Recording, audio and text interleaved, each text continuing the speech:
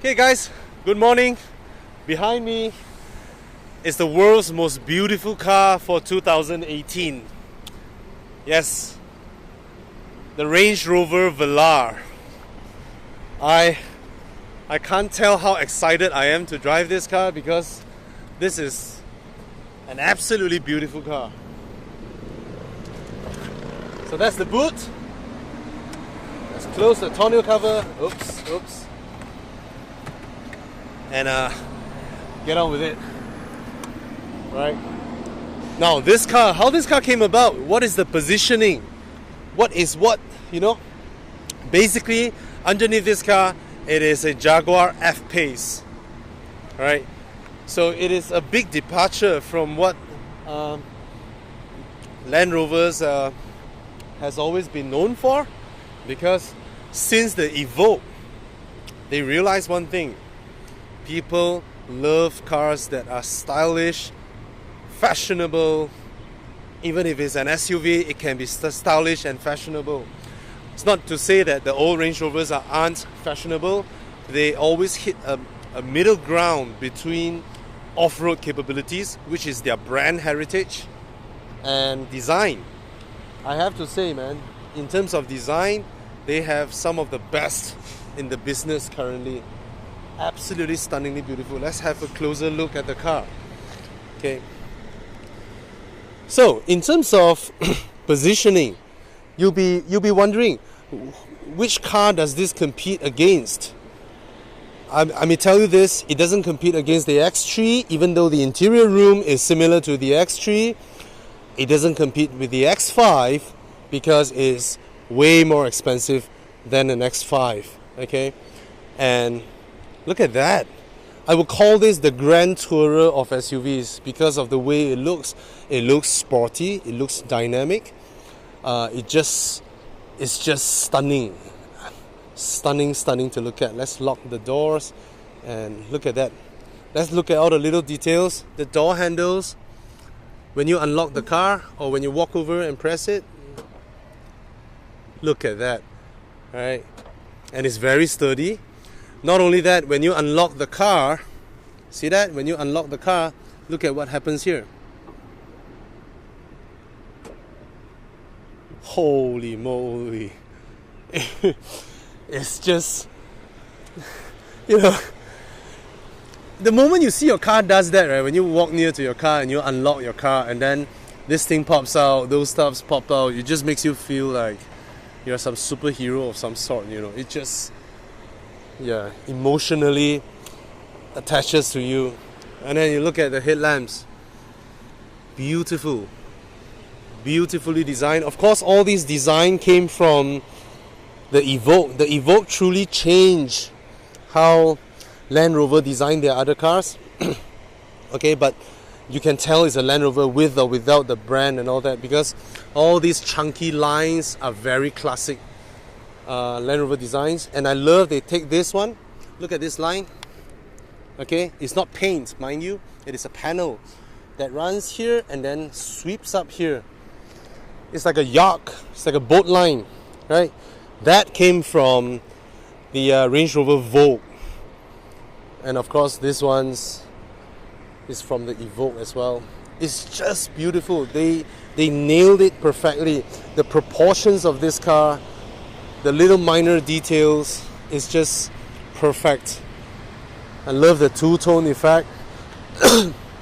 Sorry for that. Very common design theme now. You have that. And the whole car just, damn, is good looking. It is stunning. Now, we were all surprised by the price, because anything that bears a Range Rover badge that is of this size, we would have expected this car to be around the price of the Range Rover Sport, But they came in with a 2-liter engine. I'll go through that later. And they priced it at about 500,000 ringgit, slightly more than 500,000. And that is a very, very good price for a Range Rover. We thought it would have ended up 700 or 800,000 ringgit. And this feels really sturdy. Very well engineered there. And the doors. This is what a premium car should feel like, right? Absolute massive doors. Very chunky on the outside, chunky on the inside, and overall lovely place. Let's come inside. There's a lot of technology going on here, and there's one thing that always baffles me.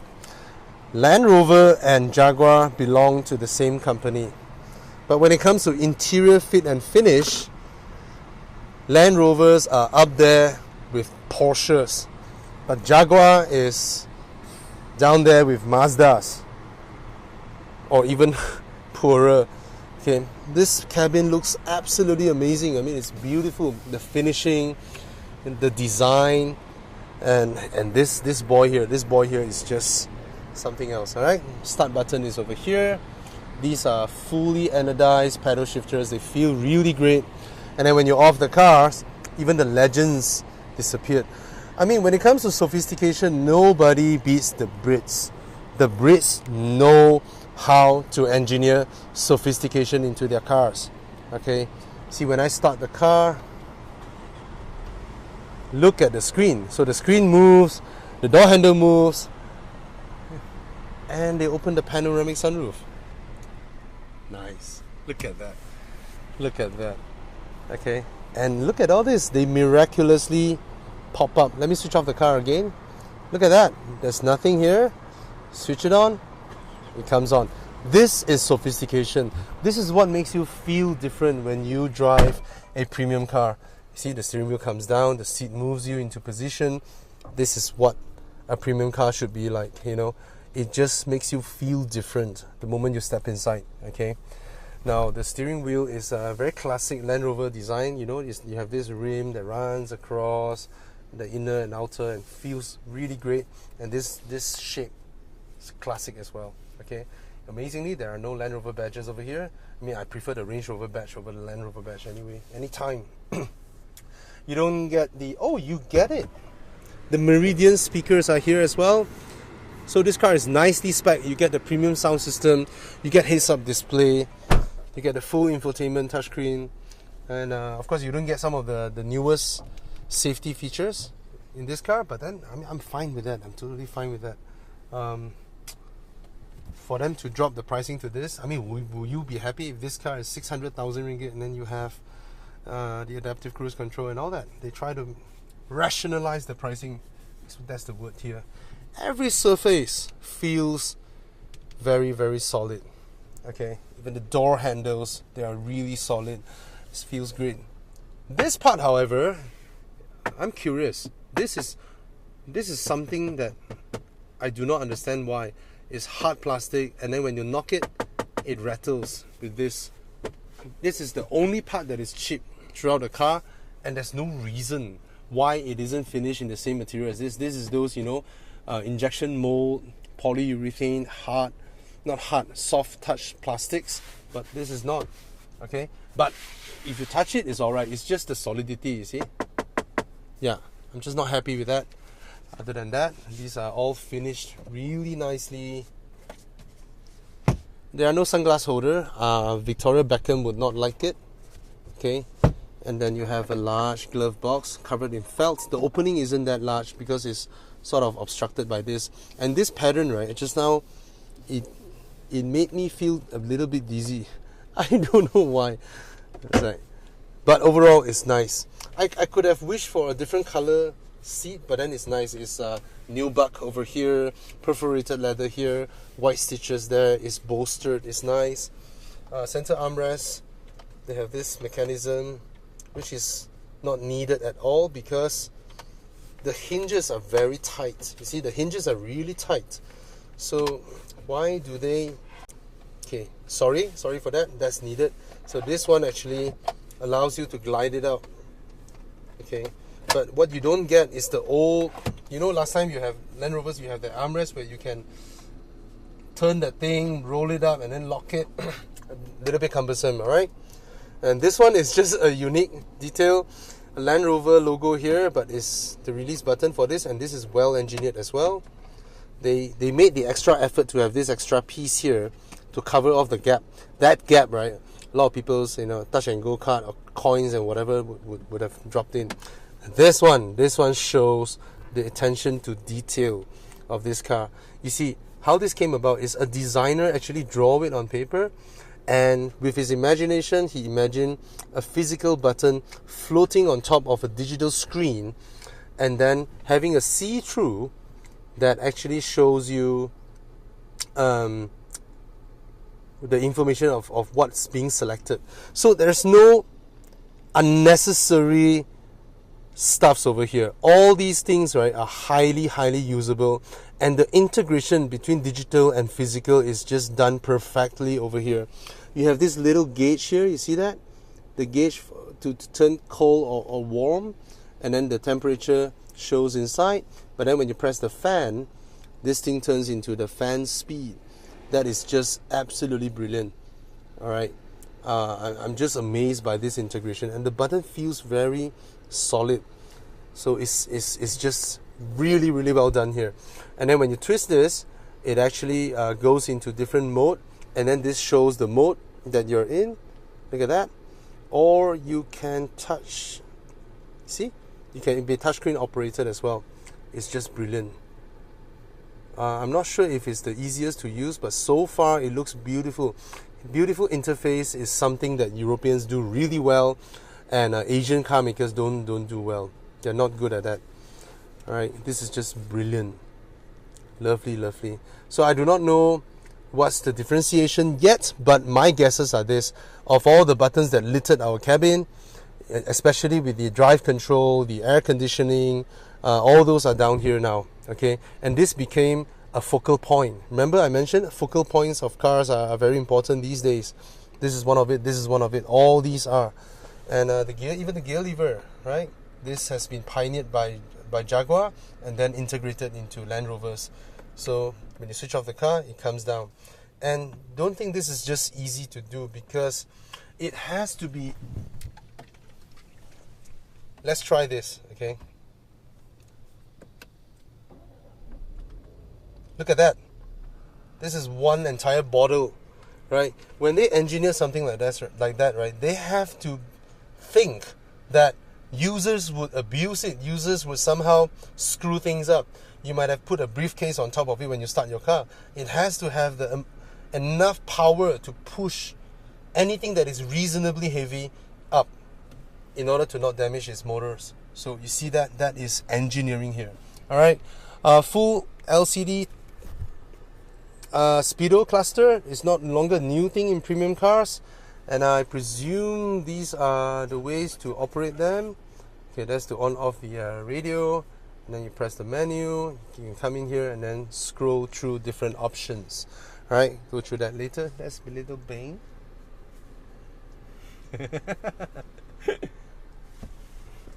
Oops. There you go. Thank you. There you go. Yep, that's the happy girl. Anyway, let's go to the rear seats and check it out from behind. Every time I step out of the car, this thing is in the way. I mean, I need to get used to that, huh? So, oh, it's not as straightforward as it seems, because I think the car is locked or something. Okay, once it's unlocked, this handle will be out, then I can go in. Alright, let's come to the rear. Oops, quite a bit of stuff over here. Alright, let's sit in. Pretty spacious. Look at that. There's a lot of knee room, a lot of headroom despite the roof line that you see outside. And it's a comfortable place here, except that it's not the cushions are very hard. It's not the plushy type, you know, it's like the full bore. Yeah, it's very hard. So the sitting position is okay, but it's not the type of back seats that you sink in and corsets you around. It's the hard type. And then that's where they start rationalizing again. You see, there's just one cushion with two holes here. Not entirely fitting with what's going on in front there, right? Lovely, proper mechanism, you know. So it's a family car. I mean, in terms of its size, right, it's no bigger behind here than 3 or 5 series. In fact, a 5 series might be more spacious. Okay, so this is the Evoque is a very stylish, very desirable SUV, but this is a larger Evoque, right? And it's only priced about 150,000 more than an Evoque. That makes sense, huh? Okay, a little bit more sophistication, a little bit more design that goes on into the car. And let's open the boot. The boot is huge. Why? As you can see from the sides here, there is a lot of room behind here, and then it's translated into very good boot space. Okay, this looks rather simple, and that's my back. 40-20-40 split folding. You have some hooks, teeters here. This is to pull down the rear seat. It goes down all the way, but it's not fully flat. But most Europeans are like that. Japanese, they are able to do it flat every single time. Okay, tonneau cover. I don't think there is a storage for tonneau cover. Nope. And this is a space saver wheel behind here. You have some tethering points. The net here, hold your stuff. Decent. Okay, I wouldn't say the boot is extremely well thought out, but it's very decent. It's alright. I mean, even the one in the Cayenne is. So, will I buy this or the Cayenne? Definitely this. I will get this over the Cayenne. It may not be as athletic as a Cayenne, maybe, but Cayenne doesn't have a 2-liter option as well. So the Cayenne is on a different performance bracket. Okay, a Cayenne actually overall the whole car really does feel more expensive, but this guy is just way prettier. Okay, in terms of boot, the rear mechanism, it's alright. They have a hinge over here, and they use a plastic cover to cover it, and then these are power struts. Okay, the power struts are the ones responsible for opening and closing the boot. Okay, so that's the walk around of the Range Rover Velar. A very, very beautiful car, fantastically priced, and I think this is a car that you should just go out and buy it, you know. And for those of you who bought the F-Pace, I know the F-Pace has a 3-liter, but I think they introduced a 2-liter. I think this one is just, it has a better exterior, better interior, and it just looks way more expensive than the F-Pace. Alright, not very spacious, and the F-Pace have a way larger boot. Right, that's the Velar, and I love this car, man. I love it. Nice. Let's drive it. Okay guys, I'm in the Velar. Oh. Hey, it's a 2-liter engine, but it feels very agile. For an SUV, the body control is great, but okay, there is some lag, but that's because I'm in normal mode. Let's go into dynamic, okay, so that the engine responds better. The car feels very heavy. It is a very heavy car in terms of sensation. And then there is this feeling that I'm seated. It's almost like a cab back car, you know. It's like the front is very, very long and you're seated behind here. Let me adjust my seating position a little bit. Oh, the suspension is fantastic. Fantastic suspension. Very comfortable. Is there a power adjuster for the steering column? Where is it? Where could it? Oh, it's on the right side. Okay, let me adjust it up a little bit. Okay, let's see how it drives. Okay, the powertrain.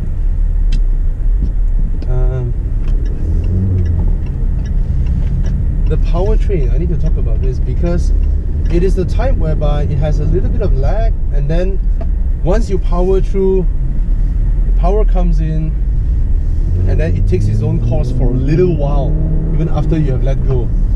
So after you let go, it's still pushing a little bit. Hey, I love the turn in. The turn in of this car is, as for an SUV, right, it's good. But you really do feel that you have. You really do feel that you're sort of seated here and the front wheels are here, you have that sensation that things are far away. Okay, and I still haven't get used to the sitting position yet. Brakes are alright. It's enough power to move you around, to be honest.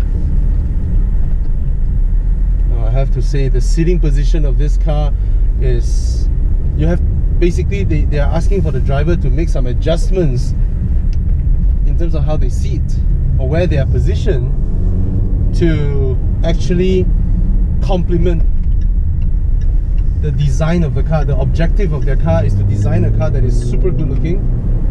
So in terms of sitting behind the driver wheel, you almost feel like you're driving a Rolls Royce because everything in front is very far away from you.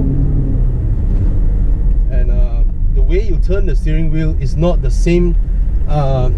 It doesn't operate with the same dynamics that you would expect it to do in normal cars because they are very far apart. It feels as though like the positioning in terms of steering and front wheel of the AMG GT. There's a bit of distance there, okay, so it feels different. Interesting, very interesting car. Okay, but the solidity of Land Rovers, the feeling that everything is as if the whole car is carved out of a single mill block. It gives you that sensation, you know. This is the type of sensation that you don't get with a Volvo XC90. You know, XC90 you feel like a lot of parts being put together, but this one feels as though it is one single block. Yeah, where you have the other things carved out. Yeah, it gives you that sensation. The drive is nice, the soundproofing is good, the comfort levels are good. In terms of steering wheel response, how the car, I would say, how easy it is to drive, the XC90 is easier, even though the XC90 is larger. The XC90 feels more connected and easier to manage than this one. Piece of shit.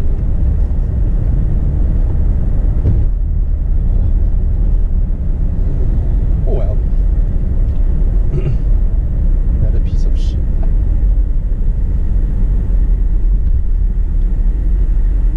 What's wrong with these people?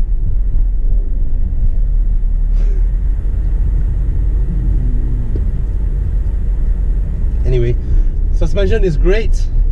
Suspension is great. Oh my god, this is like one of the best suspensions I've sat in this year. You feel the movement, but it just irons out. It just magic carpets over it. Damn, this is brilliant.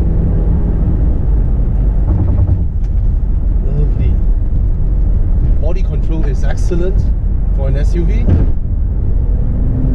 I mean, that's expected because underneath this is an F-Pace, and that F-Pace is no joke.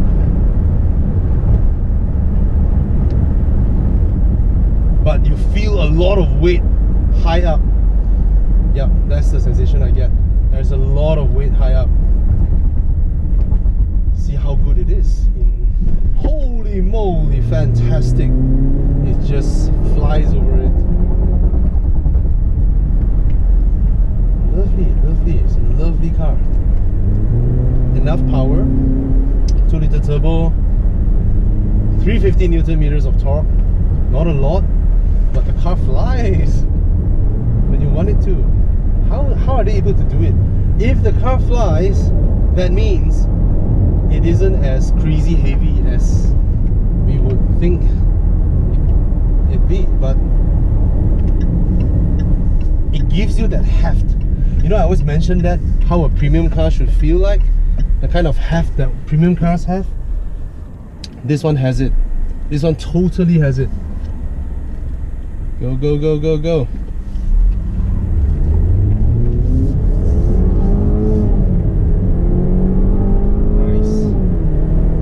Have that sensation of weight in this car, even though it's just a 2-litre.